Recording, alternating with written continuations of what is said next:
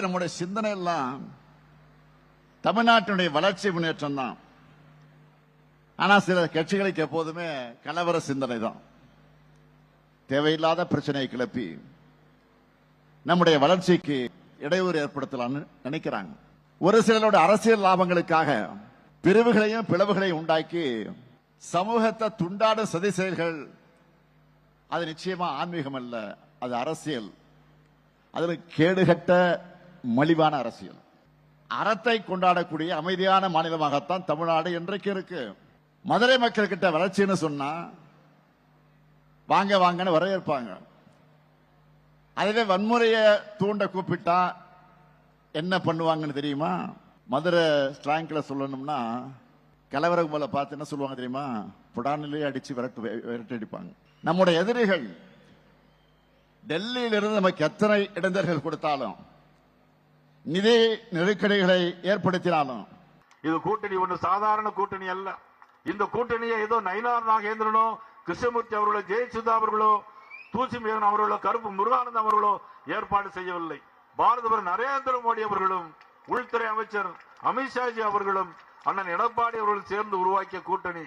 இந்த கூட்டணி வெல்கின்ற கூட்டணியாக அமைய இருக்கிறது. இதை யாரும் தடுத்து நிறுத்த முடியாது.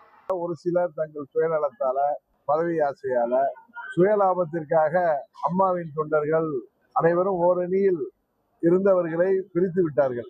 ஒன்று அவர்கள் திருந்த வேண்டும், அல்லது திருத்த வேண்டியவர்கள் அவர்களை தூக்கத்தில் இருந்து விழித்துக் கொண்டு திருத்த வேண்டும். எங்களுடைய வளர்ச்சி பயணத்தை உங்களால தாங்கிக்க முடியல, அதனால சதி திட்டங்கள்ல நீங்க போடுறீங்க. நீங்க எப்படி பந்து வீசினாலும் தமிழ்நாட்டை பொறுத்த வரைக்கும் அதை அடிக்கிறது சிக்ஸர் தான். அந்த டீமுக்கு தோதான அடிமைகள் சிக்கலாம். பழைய அடிமைகள், புதிய அடிமைகள், பி டீம், சி டீம் உருவாகலாம். ஆனா கடைசியில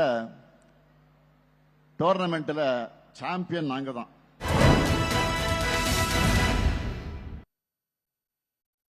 வணக்கம். கேள்விக்களம் நிகழ்ச்சிக்கு உங்களை வரவேற்கிறோம். இது மக்களின் மேடை.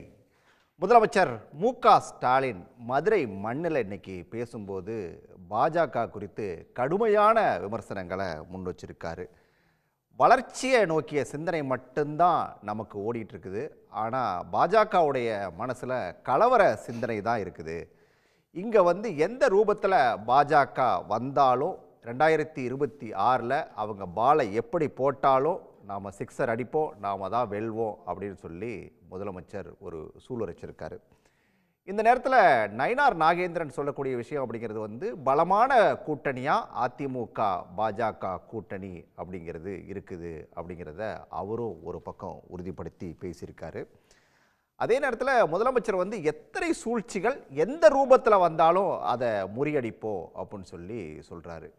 இந்த நேரத்தில் இந்த முதலமைச்சருடைய பேச்சு அப்படிங்கிறது பாஜகவுக்கான ஒரு எச்சரிக்கையா, இல்லை இந்த திருப்பரங்குன்ற விவகாரத்தில் பாஜகவுக்கு கொடுத்துருக்கக்கூடிய பதிலடியா அப்படிங்கிறத பற்றி தான் கேள்விக்களம் நிகழ்ச்சியில் விரிவாக பேசியிருக்கோம். விவாதத்தில் பங்கேற்க திராவிட முன்னேற்ற கழகத்திலிருந்து அதனுடைய செய்தி தொடர்பாளர் தமிழ்கா அமுதரசன், அதிமுகவிலிருந்து அதனுடைய செய்தி தொடர்பாளர் வழக்கறிஞர் அதிவீர ராமபாண்டியன், பத்திரிகையாளர் இந்திரகுமார் தேரடி, இவர்களோடு பாரதிய ஜனதா கட்சியிலிருந்து புரட்சி கவிதாசன், மார்க்சிஸ்ட் கம்யூனிஸ்ட் கட்சியிலிருந்து பேராசிரியர் அருணன். அனைவருக்கும் வணக்கம். எல்லாருடைய முதல் பார்வையும் கொஞ்சம் வேகமாக கேட்டுறேன். அருணன் சார்ட்டு நிகழ்ச்சி ஆரம்பிக்கலாம் அப்படின்னு நினைக்கிறேன். இன்னைக்கு முதலமைச்சர் பேசினதை நீங்கள் எப்படி பார்க்குறீங்க? அதில் குறிப்பிடக்கூடிய இன்னொரு விஷயம் பாஜகவுடைய பழைய அடிமைகள் புதிய அடிமைகள் அப்படின்னு சொல்லி சொல்கிறாரு. அதாவது பாஜகவுடைய ஏ டீம் பி டீம் சொல்கிறாரு. யாரை சொல்கிறாரு? இல்லை, முதலமைச்சருடைய பேச்சை கேட்டேன். ரொம்ப உணர்ச்சிகரமானது, எழுச்சிகரமானது, அனைத்திற்கும் மேலே உண்மையானது. நீங்கள் கூட கடுமையான விமர்சனம் பாஜக மீது வச்சார்னு சொன்னீங்க. எனக்கு என்ன படிச்சுன்னா, சரியான விமர்சனத்தை, நியாயமான விமர்சனத்தை முதலமைச்சர் பாஜக மீது வச்சிருக்காரு. பாருங்கள், மதுரை, நான் ஒரு மதுரைக்காரன், மதுரையுடைய வளர்ச்சியை பற்றி நயினார் நாகேந்திரன் எங்கெங்கே பேசுகிறாரு, அதைத்தானே அவர் கேட்குறாரு. 9 வருஷம் 8 வருஷம் 9 வருஷம் ஆச்சு, எய்ம்ஸ் பில்டிங் இன்னும் காணாம், மெட்ரோ திட்டம் வேணவே வேணாம் மதுரைக்கு என்று அறிவிச்சிருக்காங்க. அது பற்றியெல்லாம் பேச நயினார் நாகேந்திரன் தயாராக இல்லை. மாறாக குன்றத்தில் தீபம் ஏற்றுகிற பிரச்சனை, இன்னும் பாஜக காரங்கெல்லாம் சொல்கிறதுன்னா, ஐயோ குண்டத்தில் தீபம் ஏற்றலை, எங்கேயா ஏற்றலைங்கிறீங்க. அழகாக 3ஆம் தேதி உரிய நேரத்தில் அந்த பெரிய கார்த்திகை தினத்தன்று கார்த்திகை தீபம் உச்சி பிள்ளையார் கோவிலில் வழக்கமான இடத்தில் ஜெகஜோதியாக தீபம் எரிந்தது தெரிந்தது. பக்தர்களெல்லாம் அதை வணங்குனாங்க, வழிபட்டாங்க. ஆனால் எப்படியாப்பட்ட பொய்யை சொல்கிறாங்க, இந்த அரசு தீபம் ஏற்றுவதற்கு தடையாக இருக்குன்னு கேட்டால் அது அந்த ஒரு தூண் இருக்குது, அந்த தூணில் தான். அதுக்கு என்ன ஆதாரம் இருக்குது? அது நேரம் கருதி நான் அதுக்குள்ளே போகலை. அடிப்படையான விஷயம், கோவில் நிர்வாகம், அங்கே இருக்கக்கூடிய அர்ச்சகர்கள் அவங்க வழியாக நடத்தி கொண்டு வருகிற மாதிரி அதே இடத்துல கார்த்திகை தீபத்தை ஏற்றியாச்சு. மேற்கொண்டு என்ன பிரச்சனை? ஆனால் அவர் என்ன பேசுகிறாரு, நயினா நாகேந்திரன், ஐயா அயோத்தியாக்க பார்க்குறீங்க குன்றத்தை. அதுக்கு அவர் என்ன சொல்கிறாருன்னா, ஆமாம் தமிழ்நாடு அயோத்தி ஆகட்டும், என்ன தப்புங்கிறாரு. அயோத்தினா நமக்கு டிசம்பர் 6ஆம் தேதி என்ன ஞாபகத்துக்கு வரும்? பாபர் மசூதியை இடித்த அந்த கொடூரம் அல்லவா ஞாபகத்துக்கு வரும். அது ஒரு அடாவடித்தனமான செயல் என்று உச்சநீதிமன்றம் தந்த தீர்ப்பல்லவா ஞாபகத்துக்கு வரும். அப்போ உங்களுடைய திட்டம் திருப்பங்குன்றத்தையும் ஒரு அயோத்தியாக்குவது, அதன் மூலமாக மக்களை பிளப்பது, அதன் அடிப்படையில் ஓட்டை வாங்குவது, இதுதானே உங்களுடைய சதி. அதைத்தானே முதலமைச்சர் சொல்றாரு. இந்த பழைய அடிமை புதிய அடிமைக்கு வந்துருவோம் பேராசிரியர். யார் அந்த பழைய அடிமை, யாரு அந்த புதிய அடிமை? நல்லது. எங்க பழைய அடிமை என்று அவர் சொல்வது அதிமுக தலைவர்களை, குறிப்பாக எடப்பாடியாரை. எங்கள் ஒரே ஒரு வாக்கியம் சொல்கிறேன். இந்த விவாதங்கள்ல எல்லாம் அதிமுக நண்பர்கள் என்ன சொல்லுவாங்கன்னா, கொள்கை வேறு கூட்டணி வேறும்பாங்க. இப்போ என்ன ஆகி போச்சு, இந்த கொடூரமான நிகழ்வில் அமைச்சர், திமுக அமைச்சர் ரகுபதி சரியாக சுட்டி காண்பித்தது போல் 2014 ஜெயலலிதா ஆட்சியில் இருந்த அடிப்படையில் தானே உச்சி பிள்ளையார் கோயிலில் தீபம் ஏற்றப்பட்டிருக்கு. அதை தப்புன்னு அதிமுக பொதுச் செயலாளர் சொல்கிறாரு. அப்படின்னா கொள்கையை நீங்கள் காவு கொடுத்துட்டீங்க, அம்மாவுடைய கொள்கையை காவு கொடுத்துட்டு இன்றைக்கு பாஜக தலைவர் சொல்லுகிற அந்த கொள்கைக்கு போய் நீங்கள் உச்சி பிள்ளையார் கோயிலில் தீபம் ஏற்றின தப்புன்னு பேசுனா அப்போ அடிமை இல்லையா? புதிய அடிமை யார்? இதுவரைக்கும் இதை பற்றி பேசாமல் இருக்கக்கூடிய நடிகர் விஜய். அவர் என்ன பிரமாதமாக பல விஷயங்களை பற்றி பேசுகிறார், ஆனால் இதை பற்றி பேச மறுக்கிறாரு. புதுசாக அந்த கட்சிக்கு ஒருத்தர் போய் சேர்ந்துருக்காரு, பேசாமல் இருப்பது நல்லது தாங்கிறார் அவர். எங்கே மக்களை பிளந்து கொண்டிருக்காங்க. கார்த்திகை தீபத்தை மற்ற ஊர்கள்லாம் ரொம்ப அழகாக ஏற்றி மக்கள் வழிபட்டாங்க. அழகாக ஆன்மீகத்தை பற்றி பேசியிருக்காரு. ஆன்மீகம்னா என்ன? அன்பே சிவம் தாங்க ஆன்மீகம். ஒன்றே குலம் ஒருவனே தேவன் என்பது தான் உண்மையான ஆன்மீகம். ஆனால் எங்களுடைய திருப்பரங்குன்றத்தில் அந்த கார்த்திகை தீபத்தை அன்று கலகம் ஊட்டவல்லவா பார்த்தீங்க? அதுவா ஆன்மீகம்? அந்த கலவரத்தை சாதுரியமாக முதலமைச்சர் இன்றைக்கு தடுத்து நிறுத்தி இருக்கார். அதைத்தான் அவர் சொல்றார், நீ என்ன பால் போட்டாலும் நான் சிக்ஸர் அடிப்பேன்னு. அதனால தான் மார்க்சிஸ்ட் கட்சி அவரை பாராட்டி இருக்கு, சரியான முறையில் கையாண்டிருக்கு. ஆனா இன்னும் தொடர்ந்து பேசுவோம். எல்லாத்தையும் ஒரு ரவுண்ட் போயிட்டு வந்துடுறேன். அதிபர் ராமபாண்டியன்ட்ட கேட்கணும். பேராசிரியர் குறிப்பிட்டது போல பழைய அடிமை அப்படின்னு சொல்றது அதிமுகவை, முதலமைச்சர் இன்னைக்கு சுட்டி காட்டி பேசுறது அதிமுகவை, புதிய அடிமைன்னு சொல்றது விஜய் அப்படின்னு சொல்றாரு. இது அதிமுக எப்படி பார்க்குது? நாங்கள் எப்படி பார்க்குறோம்னா, பிஜேபியோடு கூட்டணி வைத்து அவர்களுக்கு வாக்கு கேட்டு முதலாக பிஜேபிக்கு ஒரு எம்எல்ஏவை பெற்று தந்த திமுகவை முதல் அடிமை என்று அவர் சொல்லிக் கொள்கிறார் என்று நாங்கள் நினைக்கிறோம். அதுக்கப்புறம் புதிய அடிமை என்பது மீண்டும் அவர்கள் கூட்டணியில் இல்லை என்று சொன்னால் கூட அவருடைய கருணாநிதி அவருடைய பிறந்த நாளுக்கு நாணயம் விடுவதற்கு மீண்டும் அவர்களே அழைத்து விழா நடத்திய புதிய அடிமை திமுகவை சொல்கிறது என்று நாங்கள் சொல்கிறோம். இதுதான் எங்களுடைய கருத்து. ஏன்னா அடிமை என்று சொல்லுகிற போது அதற்கு முன்னால் என்னென்ன அவர்கள் அடிமைத்தனத்தில் இருந்தார்கள், பிஜேபியோடு மட்டுமல்ல காங்கிரஸோடு, ஒரு மாடியில் சிபிஐ ரைடு, அடுத்த மாடியில் 63 சீட்டு, இந்த அடிமைத்தனங்களையெல்லாம் தமிழகம் பார்த்து கொண்டிருக்கிறது. அதனால் பதட்டத்தில் ஏதாவது இப்படி பேசிவிட்டு இந்த கூட்டணி இப்படி இருக்கிறது அப்படின்னு சொல்லிட்டு போகிற மிகப்பெரிய பதட்டத்தை அதில் பார்க்குறோம். அடுத்து சார் சொன்னார், கலவரம் ஒரு பதட்டமான நிலையை திருப்பரங்குன்றம் விஷயத்தில் அப்படின்னா அந்த பதட்டத்தை ஏற்படுத்தியது தமிழ்நாடு அரசினுடைய நிர்வாகம் என்பது என்னுடைய கருத்து. அடுத்து அதற்கு அவர் ஒன்று சொன்னார், 2014 பார்த்தீங்களா அம்மா ஆட்சி காலத்தில் விழுந்த ஜட்ஜ்மெண்ட்டுக்கு எதிராகவே அதிமுக காரர்கள் சொல்கிறார்கள். இதிலேருந்து என்ன தெரியுதுன்னா, இது யாருமே அந்த ஜட்ஜ்மெண்ட்டு இந்த ஜட்ஜ்மெண்ட் படிக்காமல் பேசுகிறாங்கங்கிறதான் தெரியுது ஒழிய, ஒரு வழக்கறிஞராக நாங்கள் வர்றதுக்கு முன்னாடி முழு ஜட்ஜ்மெண்டே படிச்சுட்டு வந்திருக்கேன். இல்ல, 2014 நம்ம திருப்பரங்குன்ற விவகாரத்தை பத்தி டாப் ஆஃப் த நிறைய ஹில்லில் இல்ல, இல்ல. விளக்கு ஏற்ற வேண்டும் என்று பிரேயர் கேட்டிருந்தார்கள். ஆனால் அத பத்தி நாம கடந்த 2-3 நாட்கள் நிறைய பேசுறதுனால நாம கடந்து அவரை நீங்க பேசும்போது தடுத்துக்கணும்ல. இல்ல நான் தடை நான் அவர்ட்ட சொன்னேன். இல்ல அவர்ட்ட சொல்லிட்டு தான் அடுத்து வாங்கன்னு சொல்லி கூப்பிட்டேன். இல்ல 2014 ஜட்ஜ்மென்ட் குறித்து எடப்பாடியார் மாற்று நிலை எடுத்திருக்கிறார் அவர் சொல்றாரு. சரி. டைரக்டா எங்க மேல குற்றச்சாட்டு வைக்கும்போது நம்ம அதை விளக்கணும். சரி. அந்த ஜட்ஜ்மெண்டோ புரிதலோடு பார்த்தால் அதனுடைய பிரேயர் மிக தெளிவாக top of the hill. Top of the hill என்பது என்ன? 1920ல போடப்பட்ட வழக்கில் இருந்து சார் ஒரு நிமிஷம் அமைதியா இருங்க சார். அதாவது பேசுறதுக்கு முன்னாடி ஏன் பதட்டம்? இதுதான் பதட்டம்ங்கிறது. அடிமைன்னு சொன்னாரு. அதெல்லாம் ஆமா வேணுமா? படிக்கலையா? அப்ப கொடுங்க ஜட்ஜ்மென்ட் படிங்க. அதுல என்ன போட்டுருக்கு? இல்ல என்ன போட்டுருக்கு? படி சொல்லவா? சொல்லுங்க. ரைட். அதாவது 2014ல அவர் சொன்னதுதான் பிரேயர். அந்த பிரேயரை வந்து நீதிபதி என்ன சொல்றாரு அப்படின்னா, no religion prescribes that prayer should be performed by disturbing the peace of others, and in fact others' rights are also required to be honored and respected in the considered opinion of this court. The said order of the second respondent, that is inspector of police, என்ன அவர் எடுத்திருக்கிறார்? அவர் order போட்டாருன்னா யாரும் மலைக்கு மேலே போய் தீபம் வைத்த அனுமதி இல்லைன்னு போலீஸ் மறுத்தார் இல்லையா? The said order of the inspector of the police in the considered opinion of this court cannot be found fault, and the writ petition consequently fails. Writ petition is dismissed.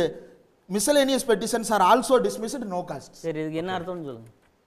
ஒரு மதத்தினுடைய உரிமை என்பது இன்னொரு மதத்தினுடைய உரிமையை பறிப்பதாக அமையக்கூடாது. Top of த ஹில்ங்கிறது மாஸ்க்குக்கான இடம். அந்த இடத்துல போய் இன்னொரு மதம் வந்து விளக்கேற்றுவது அங்க மத ஒற்றுமை சீர்குலைக்கும். அந்த புரிதல் இல்லாம அந்த பிரேயருடைய என்ன சார் விஷயம்? அது போய் நான் மறுபடியும் சொல்லவா? சொல்லுங்க சார். கேளுங்க தெரியாம வழக்கறிஞர் என்பது என்ன போட்டிருக்கு? வழக்கறிஞர் கேளுங்க. கொடுத்த 3 இடங்கள்ல கேளுங்க. வழக்கறிஞர் கேளுங்க. வழக்கறிஞர் கேளுங்க. வழக்கறிஞர் வக்கீல் சார், வக்கீல் கேளுங்க. வக்கீல் கேளுங்க. வக்கீல் நேர விரயம் கேளுங்க. வக்கீல் ஒரு லாஜிக்கும் இல்ல, அதனுடைய புரிதலும் இல்ல. இதுக்கு ஏங்க அதெல்லாம் படிச்சு வக்கீல் தானே இத வாசிக்கவா? இந்த மாதிரி வக்கீல் தானே இந்த மாதிரி எல்லாம் பேச கூடாது. கேளுங்க வக்கீல்னு தான் சொன்னேன். நீ என்னோட மரியாதை குறைவா நான் பேசல. என்னோட நேரத்துல அதிவீர ராமபாண்டியன் ரொம்ப தெளிவாக மலை உச்சியில் ஏற்றுகின்ற வழக்கம் கிடையாது. உச்சி பிள்ளையார் கோயிலில் ஏற்றுவதுதான் வழக்கம். உச்சியில் ஏற்ற யாருக்கும் அனுமதி கொடுக்காதீர்கள்.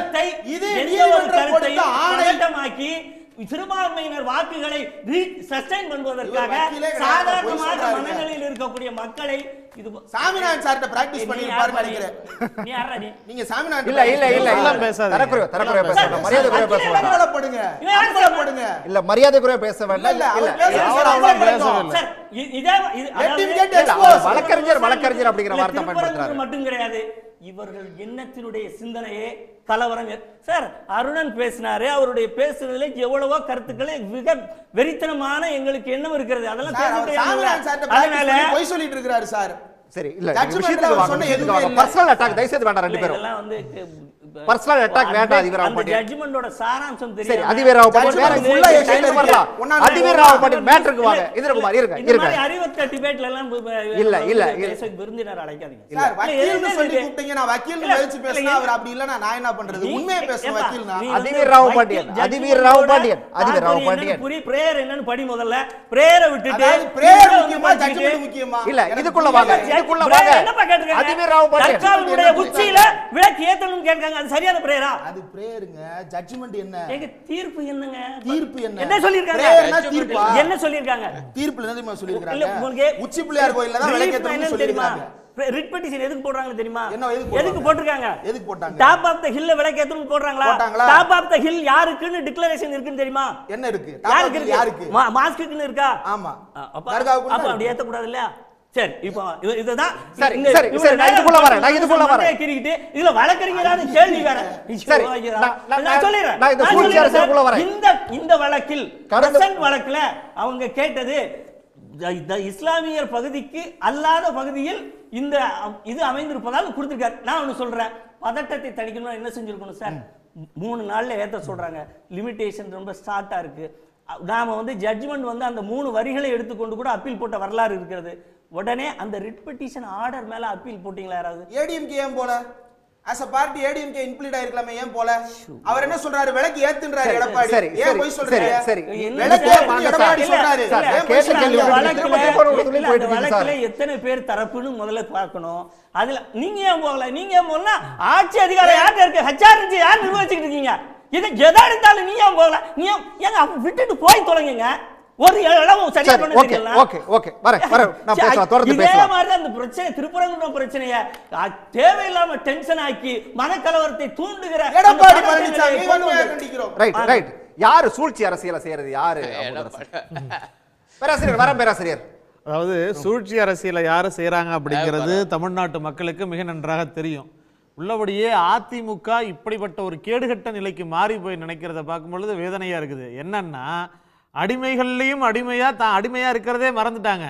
எடப்பாடி பழனிசாமியை முதலமைச்சராக இருக்கிறப்ப அவங்க ஓபிஎஸ் எடப்பாடி பழனிசாமியும் கொண்டு ஒன்னா சேர்த்து வைக்கிறதுக்கு அமித்ஷா டெல்லியில இருந்து கைகோத்து வச்சுட்டு போனாரு.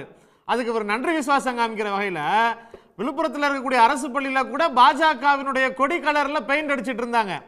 கொரோனா காலத்துல அரசு பள்ளிகள்ல திருட்டுத்தனமாக RSS வகுப்புகளை நடத்துறதுக்கு அதிமுக உடந்தையா இருந்துச்சு.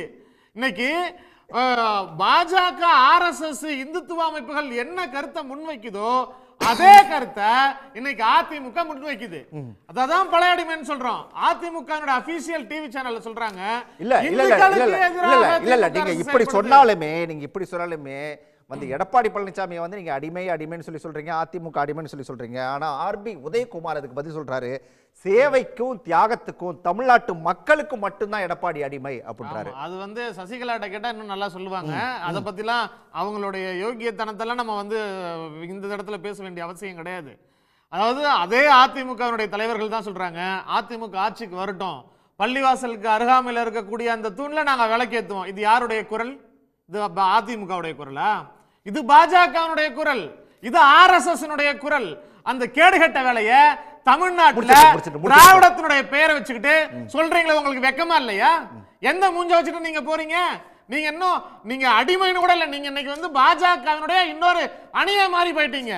அதிமுக முழுக்க அதாவது ராஜாவை மிஞ்சிய ராஜ விசுவாசியா இன்னைக்கு தமிழ்நாட்டுல யார் இருக்கிறா? பாஜக RSS கைகுலியான இன்னைக்கு அதிமுக இருந்துட்டு இருக்குது.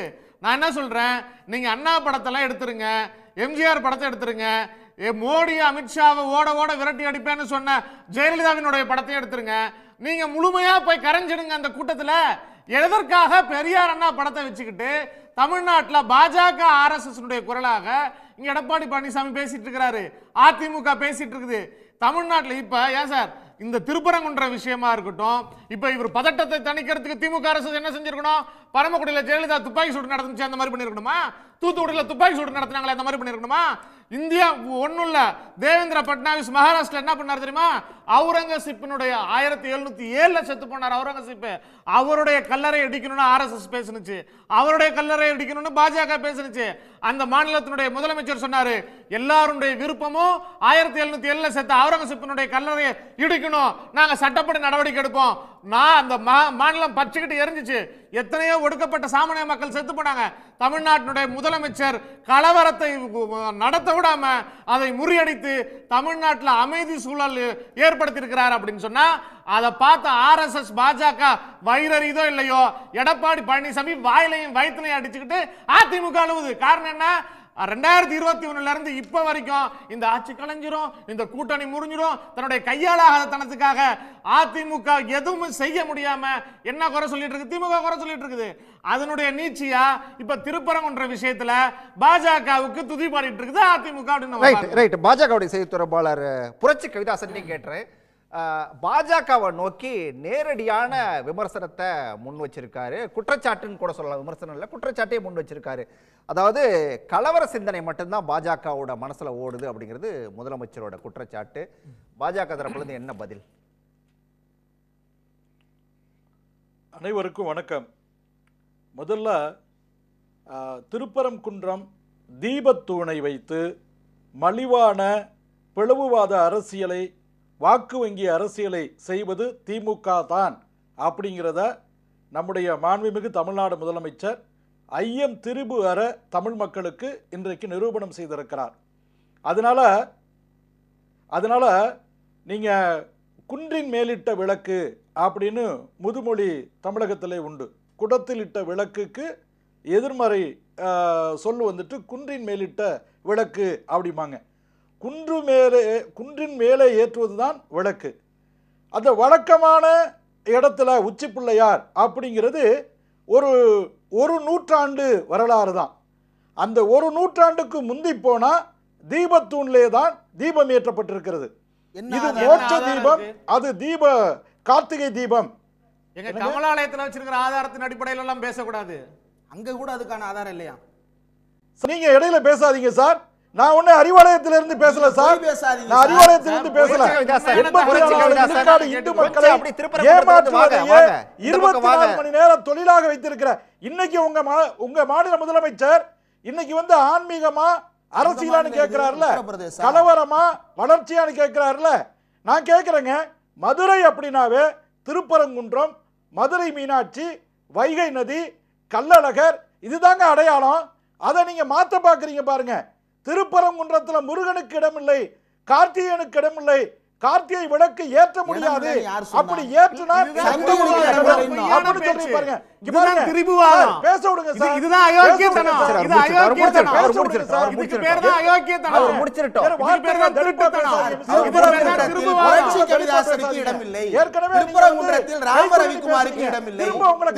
ஒரு செகண்ட் நேரம் ஆகாது. அதனால நீங்களும் காட்டு மிராண்டித்தனமெல்லாம் பேசாதீங்க, நாகரிகமா பேசுங்க. நான் ரொம்ப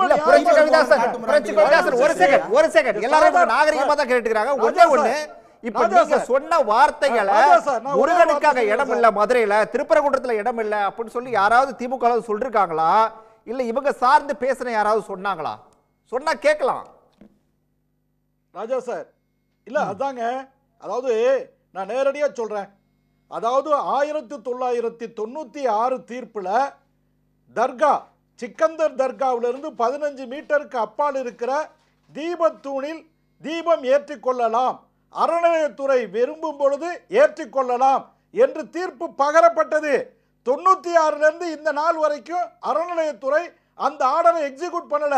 அதனால தான் இந்து அறநிலையத்துறையை கோவிலை விட்டு வெளியேறு கடந்து வருவோம் சார். அத பத்தி நிறைய பேசியாச்சு. இன்னொன்னு அது தீபத்தூணே இல்ல, அது எல்லைகள் அப்படிங்கறத வந்து பலரும் சொல்றாரு சார். அத கடந்து வருவோம். இல்ல கொஞ்சம் அரசியலுக்குள்ள வாங்க. நான் சொல்லிடுறேன் சார், நான் சொல்லிடுறேன். ஒரே ஒரு நிமிஷம் நான் சொல்லிடுறேன். 1490 நாட்கள் திமுகவுடைய 1.0 ஆட்சி போயிட்டு இருக்கு. நாங்க 3000 கோயில்களுக்கு குடமுழக்கு நடத்தி இருக்கணும். ஏன் குடமுழுக்கு நடத்தின உங்க அப்பா வீட்டு காசா? இந்து மக்களுடைய உண்டியல் பணத்தை கொள்ளையடிக்காமல் இருந்தா போதாதா? நீங்க சொகுசு கார்கள் வாங்க, சொகுசு வடமாநிலங்கள் முழுக்க கோயில் சொத்துக்களை கொள்ளையடிக்கிறது பாஜக ஆர்எஸ்எஸ். தமிழ்நாட்டுல இந்துக்களுக்கு ராயல்டி வாங்கி வச்சிருக்கான்னு இந்து கோயில்களுடைய சொத்தை கொள்ளையடிக்கிறது பாஜக ஆர்எஸ்எஸ். உங்களுடைய திருத்தணத்தை தான் இந்து சமய அடிப்படைவாதிகள் நீங்க கொள்ளையடிச்சீங்க. காசை தான் மீட்டு கொண்டு வந்திருக்காங்க. அடிப்படைவாதிகளின் 5000 கோடி பாஜக ஆர்எஸ்எஸ் கொள்ளையடிச்சு வச்சிருந்ததா கொண்டு வந்திருக்காங்க. தீபம் ஏற்றுவதை எதிர்க்கவில்லை. ஏங்க இஸ்லாமியர்களை கேளுங்க, தீபத்தூண்ல தீபம் ஏத்துறது அவங்க எதிர்த்திருக்காங்களா? ஒரு ஆடிஓ கூட்டம்ல 2 ஆடிஓ கூட்டத்துல சமாதான ஒப்பந்தத்துல தர்கா தரப்பும் இஸ்லாமியர் தரப்பும் தீபத்தூண்ல தீபம் ஏற்றுவதற்கு எங்களுக்கு ஆட்சேபனை இல்லை என்று எழுதி கொடுத்திருக்காங்க. அப்ப ஜிஆர் சாமிநாதன் அவர்களுடைய உத்தரவு, நீதியரசர் ஜிஆர் சாமிநாதனுடைய உத்தரவு ஒரு ஜுடிஷியல் ஆர்டர். அந்த ஆர்டரை எக்ஸிக்யூட் பண்ணல. இந்து அறநிலையத்துறை இந்து மக்களுடைய பணத்தை வச்சுக்கிட்டு இந்துக்களுக்கு எதிராக வழக்கு நடத்துறதுக்கு சுப்ரீம் கோர்ட் போகுது. யாருங்க உங்களுக்கு அந்த உரிமையை கொடுத்தது? வெக்கமா இல்லையா? மல்லக்கப்படுத்துக்கிட்டு எச்சரிக்கை கொள்வது மாதிரி இல்லையா? விரோதமா கார்த்திகை தீபம் ஏற்ற வேண்டும் என்கிற உயர்நீதிமன்ற உத்தரவுக்கு விரோதமா ஜிஆர் சாமிநாதன் இல்லங்க. இந்திரகுமார் போயிட்டு அவங்களுக்கு திரும்ப வரேன். இந்திரகுமார் பேசலாம் கொஞ்சம் அரசியலுக்குள்ள வருவோம். வாக்கு வங்கிக்காக தான் முதலமைச்சர் இப்படி பேசுறாரு அப்படிங்கிற ஒரு குற்றச்சாட்டை நயினார் நாகேந்திரன் இப்ப முன் வச்சிருக்காரு.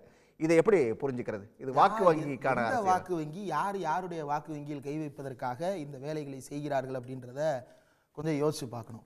தமிழ்நாட்டினுடைய முதலமைச்சர் ரொம்ப தெளிவாக ஒரு ஸ்டேட்மெண்ட்டை இன்றைக்கு பேசுவதற்கு முன்னாலேயே தன்னுடைய ட்விட்டரில் வெளியிட்டார். தமிழ்நாட்டிற்கு தேவை வளர்ச்சி அரசியலா அல்லது கோடிட்டு வேற எதுவும் அரசியலா அப்படின்ற கேள்வியை தமிழ்நாடு முதலமைச்சர் ரொம்ப தெளிவாக கேட்டார்.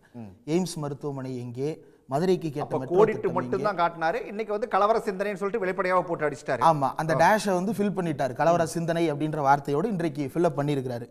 மதுரையில் இருக்கக்கூடிய வளர்ச்சி போக்கு, மதுரையினுடைய இன்னைக்கு முதலமைச்சர் போட்ட பட்டியல் இருக்குல்ல, மதுரையில் கட்டப்பட்ட மேம்பாலங்கள், மதுரையினுடைய உட்கட்டமைப்பு பணிகள்னு, அந்த பட்டியல் எடுத்தீங்க அப்படின்னா அதுதான் மதுரையில் இருக்கக்கூடிய மொத்த மேம்பாலங்களின் பட்டியல்.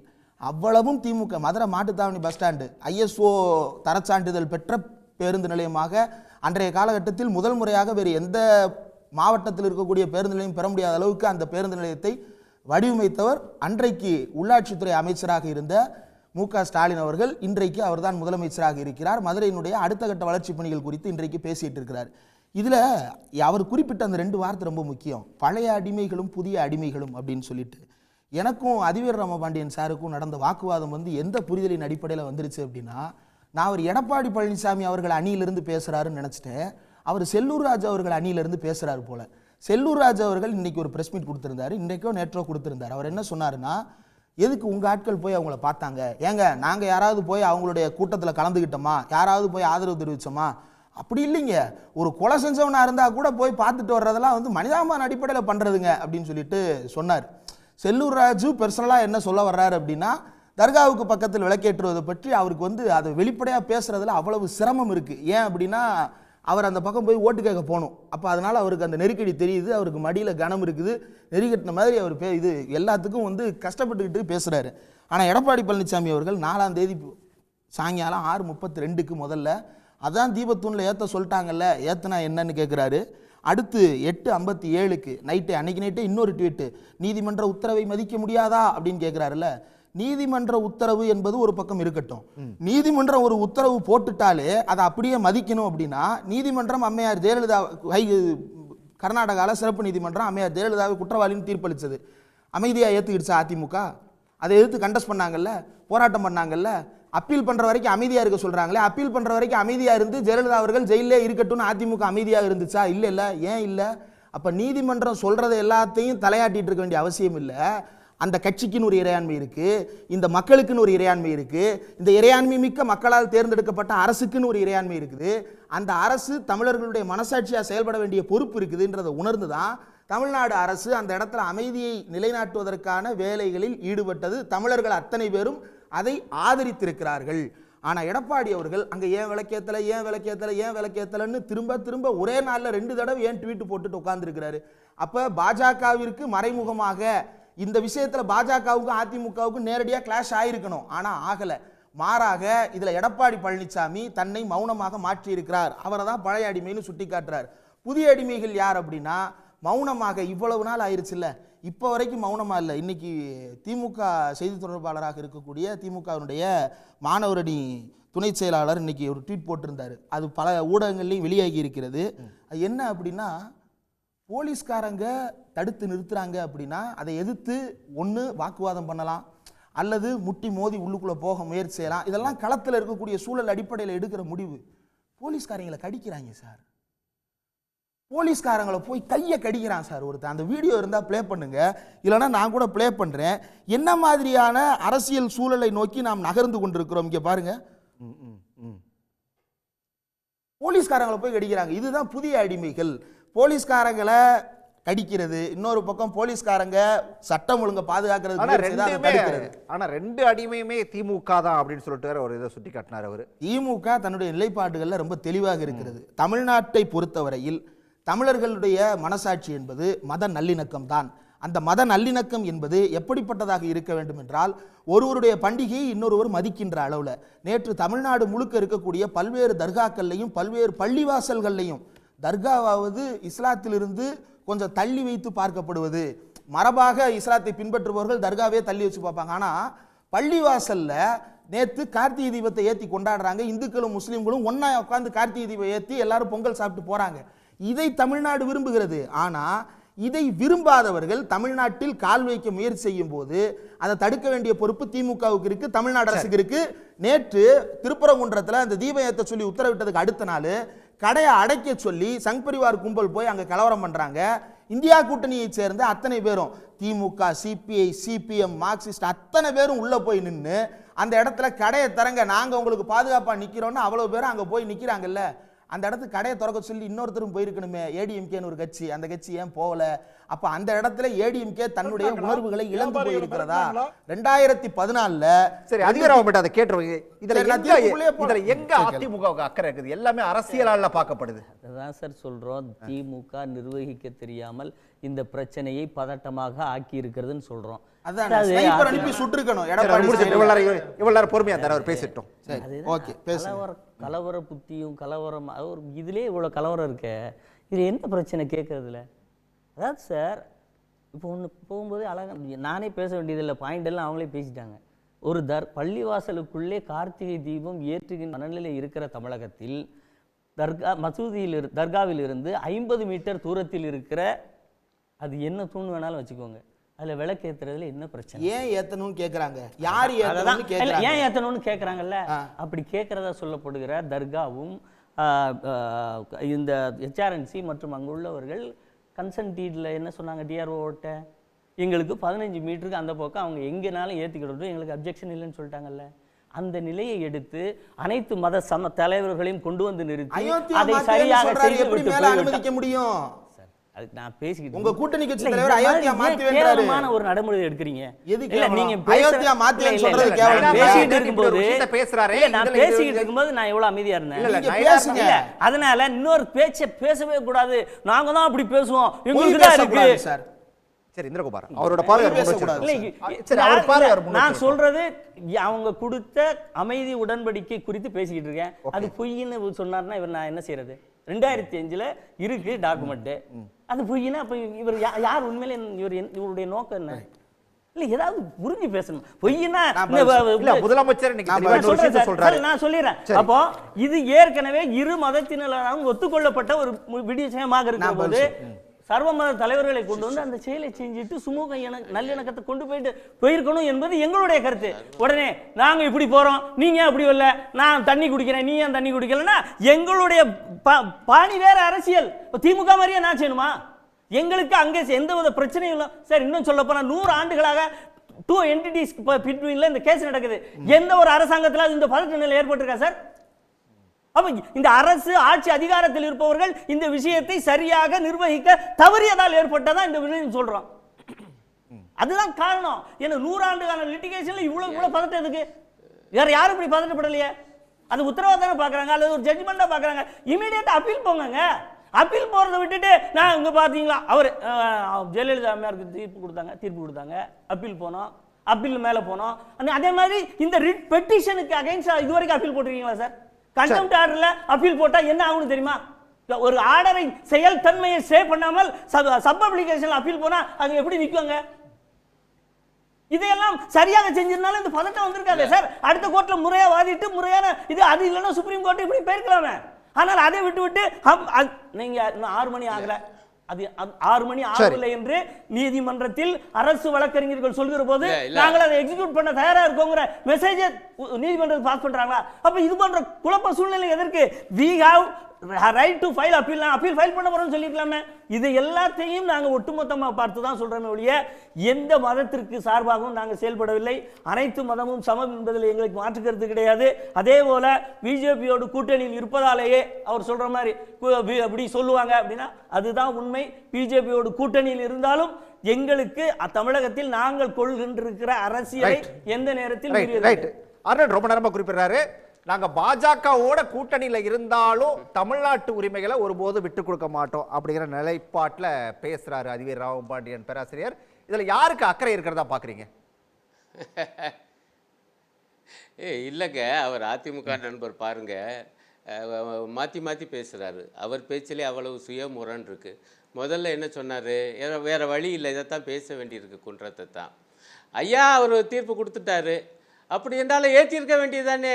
எங்கே அவங்க சொல்லக்கூடிய அந்த தூணில் அது உண்மையிலேயே தீபத்தூணா இல்லையா அது ஒரு வாதம் இருக்குன்னு அதுக்குள்ளே கூட வரல. அதில் ஏற்றிருக்க வேண்டியதான்னு முதல்ல அவர் தான் பேசுகிறாரு. அடுத்தாப்புல கடைசியாக முடிக்கும்போது நீங்கள் சரியான முறையில் அப்பீலுக்கு போகலை அப்படிங்கிறாரு. ஏங்க அப்பீலுக்கு போய் வர்றதுக்குள்ளேயே என்ன பண்ணுறாரு, இவங்க நீதிபதியுடைய உதவியோடு 6 மணிக்குள்ளே ஏற்றணும், இல்லாட்டி 6:05க்கு நான் நீதிமன்ற அவமதிப்பாக எடுத்துக்கொள்வேன் அப்படின்னு சொல்லி மத்திய அரசு நீதிமன்றத்தை காக்க வந்த படையை கொண்டு போய் இங்கே அனுப்புகிறாரு. இதை பற்றிலாம் ஏன் பேச மாட்டேங்கிறாரு அதிமுக நண்பர்? ஏங்க இதே உச்சி பிள்ளையார் கோயிலில் தாங்க, அதைத்தான் நான் சொல்கிறேன். தீர்ப்பு மட்டுமல்ல, ஜெயலலிதா ஆட்சி காலத்திலும் உச்சி பிள்ளையார் கோயிலில் தான் தீபம் ஏற்றப்பட்டது, எடப்பாடியார் ஆட்சி காலத்திலே அங்கே தான் ஏற்றப்பட்டது.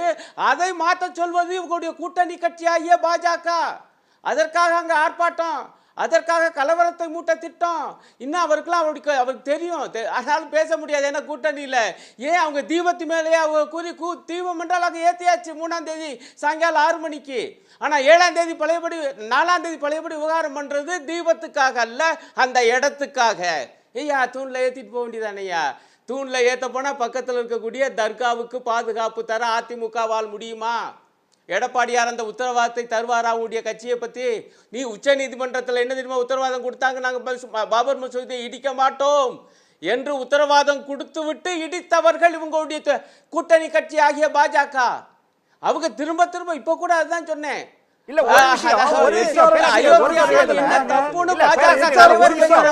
ஒரே ஒரு குறுக்கீடு தான் முதலமைச்சரோட பேச்சுல இன்னொரு விஷயத்தை, உங்க கீழ அடிமைகளை வச்சு தமிழ்நாட்டுல சதி பாஜக அப்படின்னு சொல்றாரு. அதை யாருக்கு புரிஞ்சுக்கிறது? அதை எப்படி தீட்ட முடியும்? இல்லைங்க, அது சதி திட்டம்னா இப்ப பாருங்களேன், இப்ப இதை யாராவது எதிர்பார்த்தோமா? இந்த மாதிரி ஏங்க 3ஆம் தேதி ஏத்தணும்னு 2ஆம் தேதி தீர்ப்பு. ஒரே உதாரணத்துக்கு சொல்கிறேன், இந்த தீர்ப்பு அமல்படுத்த வேண்டியதான்னு முதல்ல சொன்னார்ல, அது எப்படிங்க? நான் கூட அதான் சொன்னேன், நீங்கள் அது பாருங்க, அந்த தூண் அதில் ஏத்தனா கீழே இருக்கிறவங்களுக்கு தெரியுங்களா ஐயா தீபம்? கொஞ்சம் கேளுங்க, அது தீபம் தெரியுமா? உச்சி பிள்ளையா இல்லை, கொஞ்சம் பாருங்க, அவர் என்ன பேச விட மாட்டேங்கிறாரு. இல்லைங்க ஐயா ஐயா ஐயா ஐயா ஐயா நான் சொல்கிறது ஒரு நாளோ 2 நாளுக்கோ முன்னாடி தாங்கய்யா சொல்கிறாங்க. அதுக்குள்ளே எப்படியா முடியும்? அங்கே ஏத்தனா கீழே இருக்கக்கூடிய பக்தர்களுக்கு ஆயிரக்கணக்கான பேர் கூடியிருக்காங்க. அதையா யோசிச்சு பாருங்கள், அது எப்படிங்கயா தெரியும் அந்த தீபம்?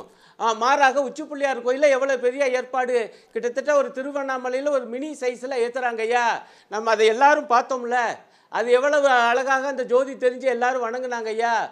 உங்கள் பேச்சை கேட்டாங்க, இது பண்ணால் என்ன ஆகும்? அதைத்தான் நான் மீண்டும் சொல்கிறோம். எடப்பாடியாரே அப்படி செய்யல, 4 ஆண்டுகளாக அப்படி அங்கே ஏற்றினாரா? உச்சி பிள்ளையார் கோயிலில் தானே ஏற்றினாரு, அதையும் பதில் சொல்ல மாட்டேங்குதுங்க.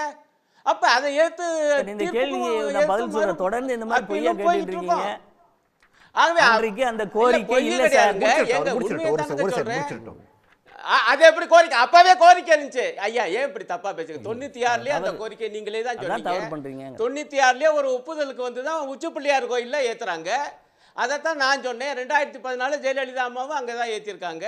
2017 வந்த எடப்பாடியார் அங்கே தான் ஏற்றிருக்காரு. அதே தான் நம்முடைய ஸ்டாலின் அரசு ஏற்றுது. இது மட்டும் சிக்கு. கலவரத்தை உருவாக்குனது உங்களுடைய கூட்டணி கட்சி ஆகிய பாஜக.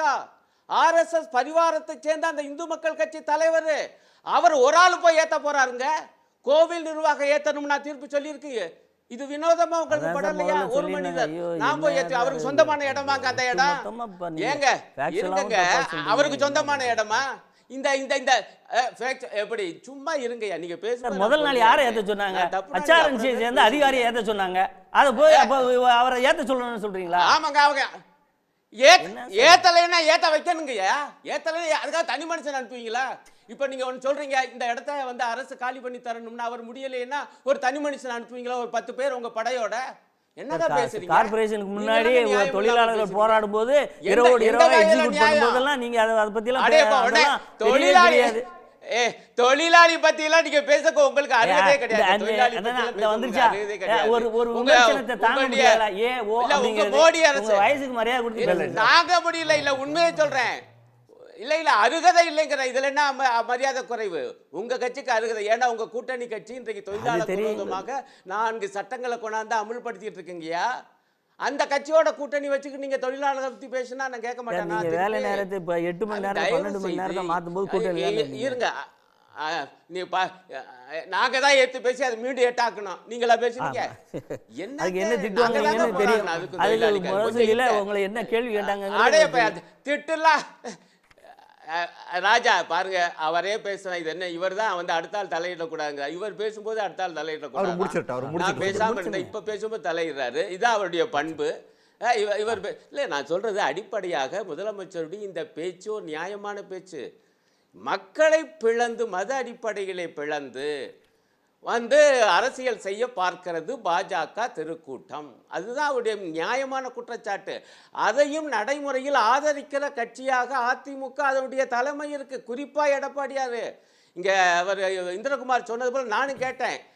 நம்முடைய செல்லூர் ராஜுடைய பேச்சு, அவர் கொஞ்சம் நிதானமாக பேசுகிறாரு. இந்த மாதிரி மொட்டையா வந்து அப்படியே ஆதரிக்க வேண்டியதான், பாஜக குரல் அப்படியே எதிரொலிக்கலை, தூணில் தான் ஏற்றணும்னு.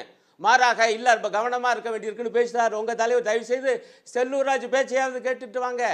அவை மக்களை பிளந்து அரசியல் செய்வது, ஓட்டு வாங்குவது என்பது தான் உத்தரப்பிரதேசத்திலே பாஜக செஞ்ச வேலை, குஜராத்தில் செஞ்ச வேலை, மகாராஷ்டிராவில் செஞ்ச வேலை. அந்த வேலையை தமிழ்நாட்டிலையும் செய்ய பார்க்குறாங்க. அதற்கு எடப்பாடியார் துணை போகிறாரே, இது என்ன அநியாயம்? இதுதான் எங்களுடைய வேலை. இதை கேட்டுருவோம். மக்களை பிளவுபடுத்தி பாஜக தமிழ்நாட்டில் அரசியல் செய்ய பார்க்குது அப்படிங்கிற குற்றச்சாட்டை முதலமைச்சரும் முன் வச்சாரு. இப்ப பேராசிரியர் அதை முன் வைக்கிறாரு.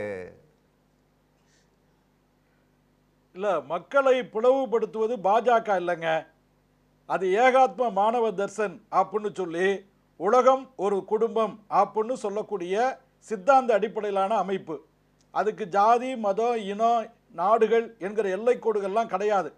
உலகத்தை ஒரே குடும்பமாக, உலகத்தில் இருக்கிற அனைத்து ஜீவராசிகளையும் வசுதெய்வக குடும்பம் அப்படின்னு சொல்லக்கூடிய அமைப்பு.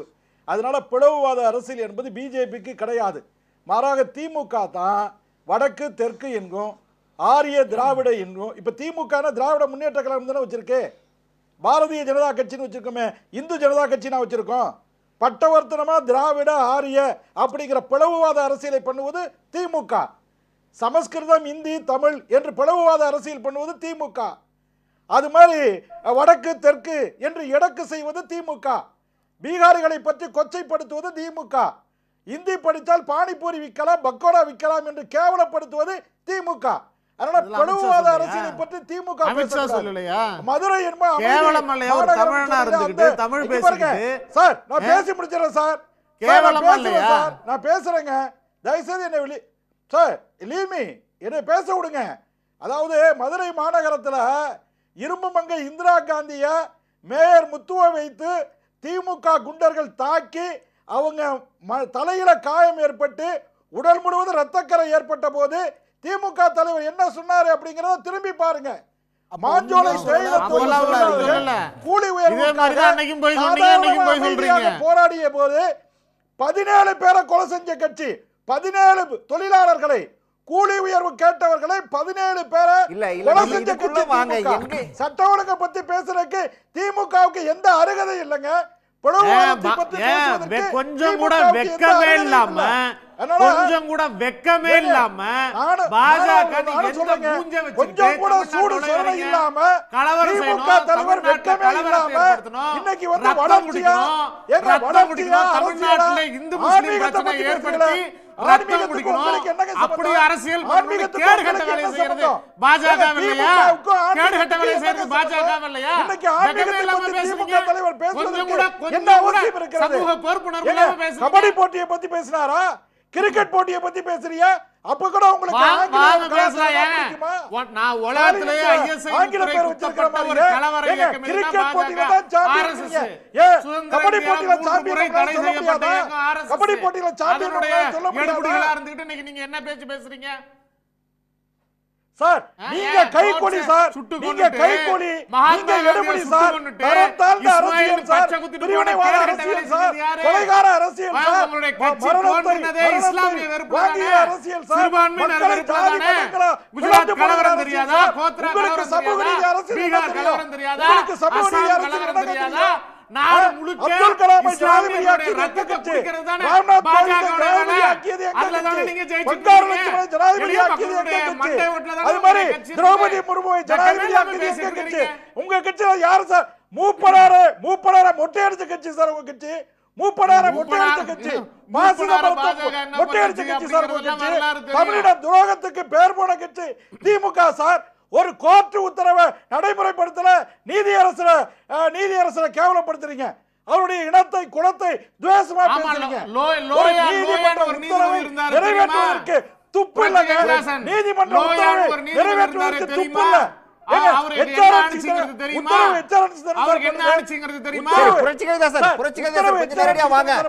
திருப்பரங்குன்ற விவகாரம் இந்த தேர்தல் 2026 தேர்தல் ஏதாவது எதிரொலிக்குமா, ஏதாவது ரிஃப்ளெக்ட் காட்டுமா? நிச்சயமாக இஸ்லாமியர்களுக்கு எந்த மன வருத்தமும் கிடையாது, பாதிப்பும் கிடையாது. மலை உச்சியில இருக்க தர்கா அவர்களுடையதுதான். மலை உச்சியில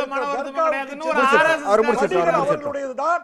நெல்லித்தோப்பு அவர்களுடைய ஜிஆர் சாமிநாதன் சொல்லியிருக்காரு சார். ஜிஆர் சாமிநாதன் நேரடியா போய் சல ஆய்வு செய்து அத்தனை படிக்கட்டுகள்ல ஏறி அதிலிருந்து இன்னொரு மலைமுகட்டில இருக்கிற இந்த தீபத்துள்ள தீபம் ஏற்றுவதில் எந்த விதமான தவறும் இல்லை. இந்து மக்களுடைய உணர்வுகளுக்கு மதிப்பளித்து இந்து அறநிலையத்துறைக்கு அவர் அறிவுறுத்தி உத்தரவு போடுறாரு. இந்து அறநிலையத்துறை அப்படி உத்தரவு போடும் போது நாங்க மேல்முறையீடு செய்ய போறோம். இந்துக்களுக்கு விரோதமா இது வந்து திருப்பரங்குன்ற விவகாரம் இந்த தடவை மதுரையில இது வந்து பாஜகவுக்கு சாதகமா இருக்கும் அப்படின்றீங்க. அமுதரசன், சாதகமா மாறுமா பாஜகவுக்கு? சார், தலைகீழ நீங்க நின்று தண்ணி குடிச்சு காட்டினாலும் உங்களுடைய இந்த தகுதி திருத்தம் தமிழ்நாட்டில் பலிக்கவே பலிக்காது. உங்களுடைய கனவு ஒருபோதும் தமிழ்நாட்டில் ஈடேறாது. ஐயோ இந்துக்கள் பாதிக்கப்படுகிறார்கள், ஐயோ இந்து கோயில்களுக்கு ஆபத்து, இதெல்லாம் தான் பாஜக வச்சு ஒரு பதட்டத்தை ஏற்படுத்த நாடு முழுக்க இதே வேளை இந்துக்களுக்கு ஆபத்து, இந்து கோயில்களுக்கு. ஏங்க நாட்டில் மற்ற யாருமே இந்துக்கள் இல்லையா? பாஜக அல்லாதவர்கள் யாருமே இந்துக்கள் இல்லையா? மத்தவங்க யாருக்கு இல்லாத பிரச்சனை இவங்களுக்கு எப்படி வருது?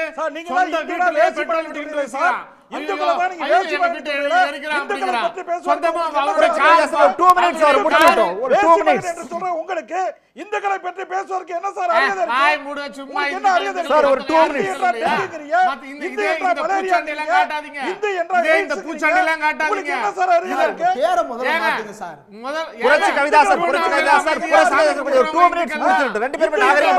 திருச்செந்தூர்ல அமைதியா பாஜகவை ஓட ஓட தமிழ்நாட்டில் விரட்டி அடிக்கக்கூடிய அத்தனை பேர் இந்துக்கள் தான். யார் பாஜக இருக்கிறவங்க இந்துக்களா? நீங்க யார் இந்துக்கள் சர்டிபிகேட் கொடுக்கிறதுக்கு உங்களுக்கு யார் பாஜக என்ன ரைட்ஸ் இருக்குது? சார் அவர் ரெண்டு பேரும் ஒரே சமயத்துல பேசுறீங்க, பார்க்கறவங்க கேட்காது. நீங்க யாருங்க சர்டிபிகேட் கொடுக்கிறீங்க சார்? அவர் பேர் சர்டிபிகேட் சொல்லுங்க. இந்த நாட்டுல எப்ப பார்த்தாலும் கலவரம், எங்க பார்த்தாலும் பிரச்சனை, எங்க பார்த்தாலும் ரத்தார் ஓடணும், பெட்ரோல் வெடிக்குண்டு அவனே வீசி. ஒரு செகண்ட் புரட்சிகரதாசன் முடிச்சிரட்டும், அவர் முடிச்சிரட்டும், உங்ககிட்ட தான் வரேன். அவர் முடிச்சிரட்டும், அவனே வீசிக்குவான்.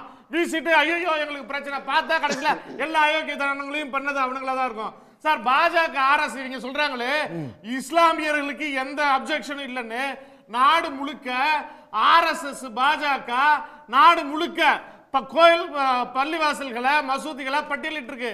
தமிழ்நாட்டில் மட்டும் 175 பள்ளிவாசல்கள் அவங்க பட்டியலிட்டு இருக்கிறாங்க. ரீக்ளைம் பண்ணணும். ஹிந்து கோயில்களை அழிச்சிட்டு அதன் மேலதான் பள்ளிவாசல்கள் கட்டப்பட்டிருக்கு அப்படின்னு ஆர்எஸ்எஸ் பாஜகவும் சேர்ந்து வெளியிட்டு இருக்கக்கூடிய பட்டியல்களினுடைய எண்ணிக்கை இந்தியா முழுவதும் 20 மாநிலங்கள்ல 1860 பள்ளிவாசல்களை தகர்த்துட்டு அந்த இடத்துல நம்ம கோயில்களை கொண்டு வரணும்னு ஆர்எஸ்எஸ் அறிவிச்சிருக்குது. இவ்வளவு அயோக்கியத்தனங்களையும் திருட்டுத்தனங்களையும் வச்சுக்கிட்டு இவங்க என்ன சொல்லுவாங்க, 50 மீட்டருக்கு ஆளுகளை போய் நாங்க கொடி ஏத்துவோம், நாங்க விளக்கு ஏத்துவோம், தர்கா. ஏன் உங்களுக்கு ஊர்வலம் போகணும்னா பள்ளிவாசல் வழியா தான் போகணும், உங்களுக்கு விளக்கு ஏத்தணும்னா பள்ளிவாசல் வழியா தான் போகணும். எதுக்குங்க ரத்தாறு ஓடணும்? உங்களுக்கு இந்து இஸ்லாம் வெட்டிக்கிட்டு சாகணும், ரத்தம் ஓடணும். பாபர் மசூதி போய் அங்க கொண்டு போய் ராம் லல்லா வச்ச மாதிரி இன்னைக்கு நீங்க திருப்பரங்குன்றம் மேல சிக்கந்தர் மலையில தர்காவில் கொண்டு போய் ஒரு சிலையை வைக்கணும், அதன் மூலமா அடிச்சுக்கணும். மண்டை கலவரம் கன்னியாகுமரியில கலவரத்தை ஏற்படுத்தி நீங்க அங்க பிளவுவாதத்தை ஏற்படுத்தி நீங்க ஜெயிச்ச மாதிரி அதே மாதிரி தமிழ்நாடு முழுக்க நீங்க பிளவுவாதத்தை ஏற்படுத்தணும், ரத்தார் ஓடணும்னு நினைக்கிறீங்க. உங்களுடைய கனவை ஒருபோதும் தமிழ்நாட்டினுடைய முதலமைச்சராக இருக்கக்கூடிய முத்துவேல் கருணாநிதி ஸ்டாலின் அனுமதிக்க மாட்டாரு. ஓட ஓட விரட்டி அடிச்சாரா இல்லையா? உங்களுடைய கலவர எண்ணத்தை பொடியாக்குனாரா இல்லையா? அப்ப பாஜக, RSS, அதற்கு அடிமொழியாக இருக்கக்கூடிய அதிமுக போன்ற அடிமைகள் இன்றைக்கு எங்களுடைய கொள்கை எதிரி. எங்க ஒரு கட்சியினுடைய அடிநாதம் என்னங்க? கொள்கை. அந்த கொள்கை எதிரின்னு சொல்லிக்கிட்டு ஒருத்தன் போய் ஓடி ஒளிஞ்சிருக்கான். 41 பேர் செத்து போனா அப்பவும் வெளில வர துப்பு இல்ல. இன்னைக்கு நாட்டில் கலவரம் ஏற்பட போற சூழல் இருக்குது, அப்பவும் வெளில வந்து பேச மாட்டான். அப்படின்னா நீ எதற்காக கட்சி நடத்துற? நீ யாருக்காக கட்சி நடத்துற? அப்ப இந்த பிளவுவாத சக்திகளுக்கு, கலவரம் பண்றவனுக்கு கூட உடந்தை இருந்துகிட்டு ஜால்ரா போடக்கூடிய கூட்டத்தை தமிழ்நாட்டினுடைய முதலமைச்சர் இன்னைக்கு முகத்திரையை கிழித்து காமிச்சிருக்கிறாரு. தமிழ்நாட்டு மக்கள் புரிந்து கொள்வார்கள்.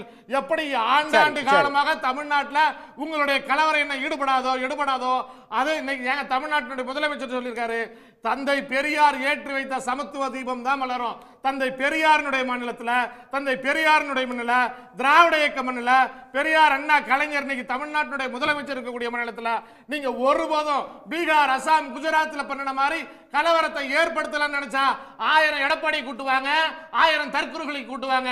ஒரே ஒரு முத்துவேல் கருணாநிதி ஸ்டாலின்கிற தலைவர் உங்களை ஓட ஓட விரட்டி அடிப்பார். உங்களுடைய கனவு தமிழ்நாட்டில் ஒருபோதும் ஈடுபடாது. Right, okay. எல்லாருடைய இறுதி பார்வையை ரொம்ப வேகமா கேட்டு நினைக்கிறேன். அதிகமாக உங்ககிட்ட தான் ஆரம்பிக்கணும். எந்த பாலை எப்படி போட்டாலும் சிக்ஸர் அடிப்போம் 2026ல நாங்க தான் அப்படின்னு முதலமைச்சர் சொன்னது அப்படிங்கிறது எப்படி பாக்குறீங்க? கூட்டணி பலத்தால் அப்படி பேசுறாரா இல்ல நம்பிக்கையா? தேர்தல் தோல்வி பயத்தால பேசுறாரு பாக்குறேன். இது போன்ற விஷயங்கள் பாசிட்டிவா பேச நெகட்டிவான நேரத்துல அது ஒரு மாற்றத்தை ஏற்படுத்துமா என்கின்ற நம்பிக்கையில் பேசுறாருன்னு பாக்குறேன். இந்த அவருக்கு அருணன் சார் சொன்னார் 96ல் பாபர் மசூதி இடிச்சாங்கன்னு. இடித்த சூட்டோட சூட்டாக 98லலாம் கூட்டணி வைத்தது யார் அப்படிங்கிறது நமக்கு தெரியும். அதனால் பிஜேபியோடு திமுக வைக்காத கூட்டணி கிடையாது. அமைச்சரவையிலும் பலகாலம் இருந்திருக்காங்க. அதனால் கூட்டணியில் இருப்பதாலேயே பார்த்தீர்களா இவர்கள் பிஜேபியின் அடிமைனா? முதல் அடிமை, ஒட்டுமொத்த அடிமை, அடிமை டு யாருன்னா அது திமுக. தோல்வி பயத்தில் முதலமைச்சர்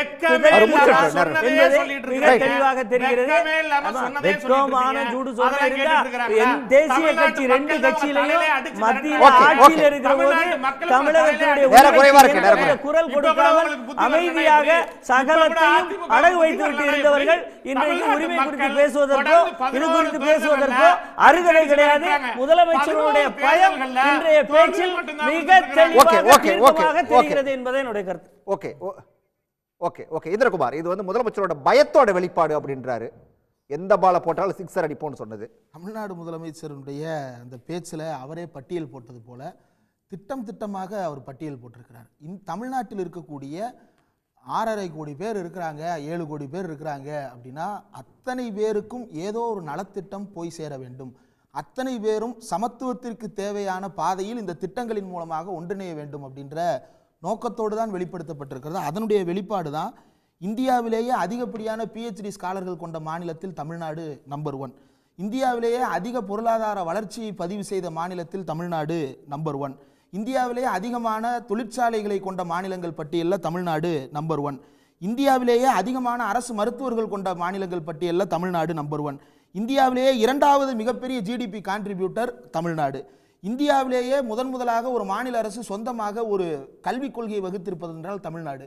இப்படி கொள்கை ரீதியாகவும் சரி, ஆட்சி ரீதியாகவும் சரி, $1 டிரில்லியன் கனவை நோக்கி தமிழ்நாடு அரசு முன்னேறி கொண்டிருக்கிறது. அதற்கு தேவையான திட்டங்களை அது வகுத்து கொண்டு அந்த நம்பிக்கையில தான் முதலமைச்சர் அந்த நம்பிக்கையில் பேசுகிறார். அதே போல தமிழ்நாட்டில் இன்றைக்கு அதிமுக தன்னைத்தானே காலாவதியாக்கி கொண்டிருக்கிறது. கடந்த 2-3 இடைத்தேர்தல்களில் இருக்கக்கூடிய ஒரே வெளிப்பாடு என்ன அப்படின்னா, அதிமுகவுக்கு வழக்கமாக விழுந்து கொண்டிருந்த பெண்களுடைய வாக்குகள் அப்படியே திமுக பக்கம் மாறி இருக்கிறது.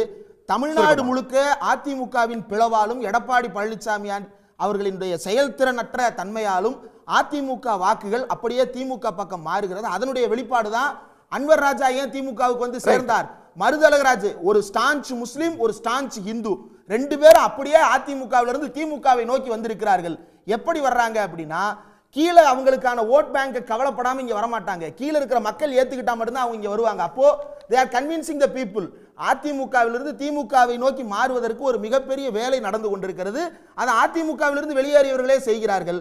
அதிமுகவுக்கு இருக்கக்கூடிய பெரிய பிரச்சனை, பாஜக என்கின்ற பொதி மூட்டையை மண்டையில் ஏற்றிக்கொண்டு வைத்துக்கொண்டு நடக்க மாட்டாமல் நடந்து கீழே விழுந்து கொண்டிருக்கிறது அதிமுக. ஓகே ஓகே ஓகே புரட்சி கவிதாசன், நிறைவு பார்வை சுருக்கமா சார். அதாவது பாஜக பொதி மூட்டைன்றாரு தமிழக முதலமைச்சர். அதான் அதான் எல்லா பாலையும் சிக்ஸர் அடிப்போம், நாங்கள் வந்துட்டு சாம்பியன் அப்படின்னு சொன்னார்ல, அதுக்கு கூட அவர் கிரிக்கெட்டை உதாரணமாக எடுத்திருக்கலாம். இந்த மண்ணின் மக்களுடைய விளையாட்டு வந்து இந்த தேசத்தினுடைய பாரம்பரிய விளையாட்டு கிரிக்கெட்டை சொல்லியிருக்கலாம். நம்ம மாரி செல்வராஜ் படத்தை பார்த்துட்டு தான் அவர் அந்த கபடியில முட்டி வீசப்பட்டது பாஜக, அவர் வந்து கபடி போட்டியை சொல்லியிருக்கலாம். அதாங்க அவருக்கு எப்போதுமே சொந்த நாட்டை பற்றிய சிந்தனை கிடையாது, சொந்த மக்களை பற்றிய சிந்தனை கிடையாது. மாஸ்கோவில மழை பெஞ்சா மதுரையில கொடைபிடிப்பாங்கன்னு சொல்லுவார் பேரறிஞர் அண்ணா. அதே மாதிரிதான் இருக்கிறாரு. நிச்சயமாக 2026 ஏற்றப்பட போவது கார்த்திகை தீபம் தான். கார்த்திகை தீபம் தான். நீங்க பெரியார் தீபம் பேர வேணும்னா மாத்தலாம். இப்படித்தான் 2021 நிறைவா 2026 எங்க என்ன தீபம் ஏற்ற போறாங்க, யார் ஏத்துவாங்க? அதாவது கார்த்திகை தீபம் ரொம்ப வேடிக்கையா இருக்குது அவர் பேசும்போது.